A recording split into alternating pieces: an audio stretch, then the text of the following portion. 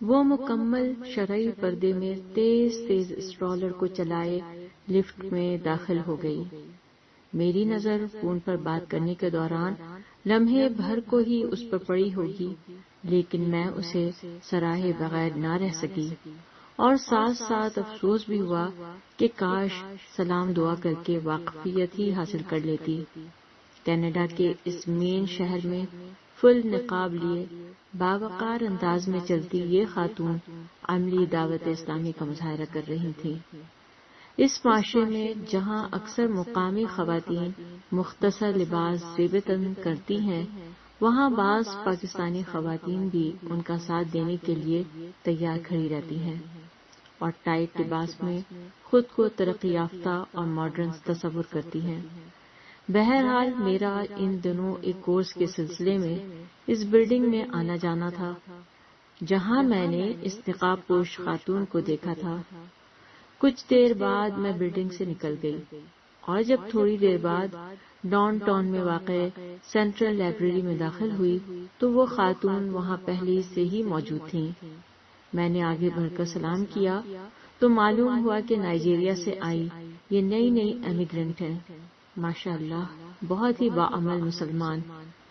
اور پھر ہماری دوستی شروع، الحمدللہ۔ وقت گزرنے کے ساتھ ساتھ معلوم ہوا کہ اتنی کم عمری میں بھی سنت و نوافل اور تہجد کی پابند ہیں، ماشاءاللہ، لا حول ولا قوت الا باللہ العلی العظیم۔ ایک دن یہ دوست بہت دکھی لگ رہی تھی، آنکھوں میں آنسو بھی تھے۔ میرے پوچھنے پر بتایا کہ ان کی والدہ کچھ عرصے پہلے نائجیریا میں مرتد ہو گئی تھی، یعنی دین اسلام کو چھوڑ کر عیسائیت اختیار کر لی تھی، جس کی وجہ سے یہ اور ان کے تمام بہن بھائی بہت دکھی اور شدید تکلیف میں ہیں۔ ان سب بھائی بہنوں نے اپنی والدہ کو بہت سمجھایا، آخرت کے عذاب سے ڈرایا، لیکن سب بیکار رہا۔ یہ سن کر مجھے بہت حیرت ہوئی کہ جس ماں کے تمام بچے اتنے دیندار ہوں تو وہ کیسے بے دین ہو سکتی ہے، نعوذ باللہ من الشیطان الرجیم۔ اسلام کو چھوڑنے کی وجہ پوچھنے پر اس دوست نے بتایا کہ ایک زمانے میں نائجیریا میں مسلمان مردوں میں ایک سے زائد شادیوں کا رواج عام ہوتا جا رہا تھا، لیکن اگر کوئی عورت عیسائی ہو تو اس کا شوہر دوسری شادی نہیں کر سکتا تھا، اسی وجہ سے اس کی ماں کرسچن بن گئی تھی۔